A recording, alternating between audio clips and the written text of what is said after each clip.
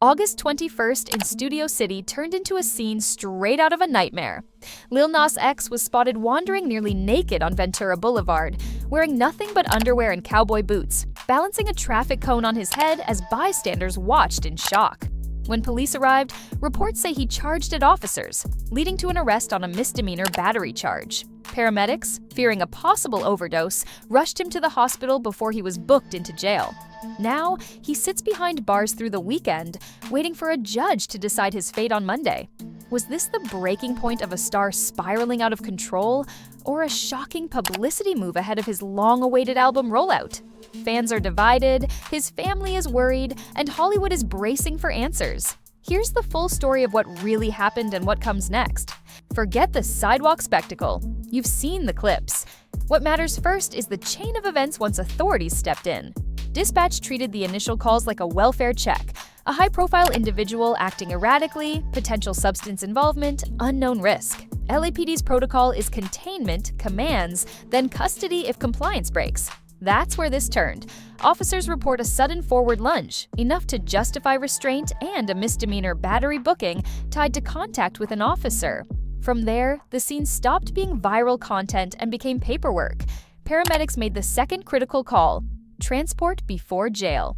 Hospital evaluation comes first when overdose is suspected. Vitals, tox screens, stabilization.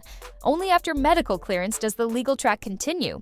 Cleared, he was moved for booking, property inventoried, ID verified, charge entered, and a temporary hold placed pending judicial review. Because of the allegation against an officer, routine bail wasn't an option on the spot. The weekend hold kicked in. The clock shifted to the courthouse. Meanwhile, statements were taken. Officers' reports, dispatcher notes, and any available witness info to cross-check with surveillance timestamps from nearby storefronts. That evidence log matters more than social media commentary. It's what prosecutors and defense will actually use. By the time the sun was down, the narrative had narrowed from 1,000 online theories to 2 official questions. Does the evidence support the misdemeanor battery count? And does his condition argue for treatment over punishment? Those answers start to take shape at Monday's hearing, long before any PR reset or album plan can resume. Long before flashing lights hit Ventura Boulevard, the warning signs were slipping into view. In April, Lil Nas X told fans he'd experienced partial facial paralysis, an admission that rattled timelines and briefly slowed the high-gloss persona. Around the same stretch, his post turned more confessional. Talk of self-doubt, creative fatigue, and the pressure of living up to a persona that prints headlines faster than it prints peace. For a star who built an empire on unapologetic spectacle, those notes read like static breaking through a perfect signal. Then came the rollout grind. Teasers, singles, choreography. Brand moves calibrated to trend every 12 hours. The machine wants velocity, the human body wants recovery. That tension spilled online the minute the arrest clips surfaced. One camp saw a crisis in plain sight. Someone clearly overwhelmed, needing treatment and time. Another argued he's always blurred shock and strategy, that this too could be an escalation in the attention economy. Between those poles sits a third reality. Both things can be true.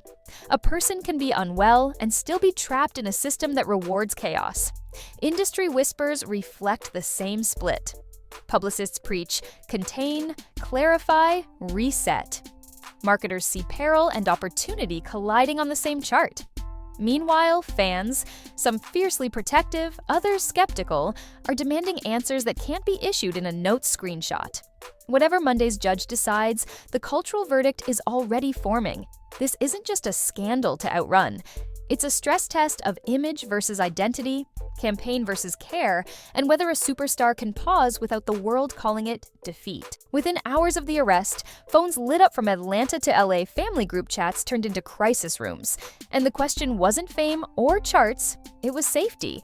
People close to Lil Nas X have been quietly worried for months, citing the whirlwind around him and the unfamiliar faces that come with late-night studios, private parties, and pay-to-play entourages. One insider describes it bluntly: the wrong people get very interested when a star looks vulnerable. Are they protecting him or profiting from the chaos? Behind the scenes, 2 tracks formed fast. Track 1, Care. Calls to doctors, sober companions, and security teams who specialize in stabilizing talent in public storms.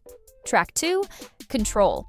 Lawyers, crisis PR, and managers mapping out statements, monitoring leaks, and preparing for a Monday courtroom moment that could dictate the next 6 weeks. Somewhere between those tracks sits the family's hardest debate. Intervention now, or wait for the judge? Fans feel the tension. The same audience that cheered his rule-breaking creativity is now posting "Get him help" alongside "Don't let the label spin this." Industry veterans warn how quickly concern can become currency, how a star's pain can be packaged into content, clicks, and collateral. That's the fear hovering over every decision, that genuine help gets drowned out by the noise of people with agendas. The next 48 hours will reveal who really has his ear. If support wins out, we'll see medical guidance and a protective perimeter.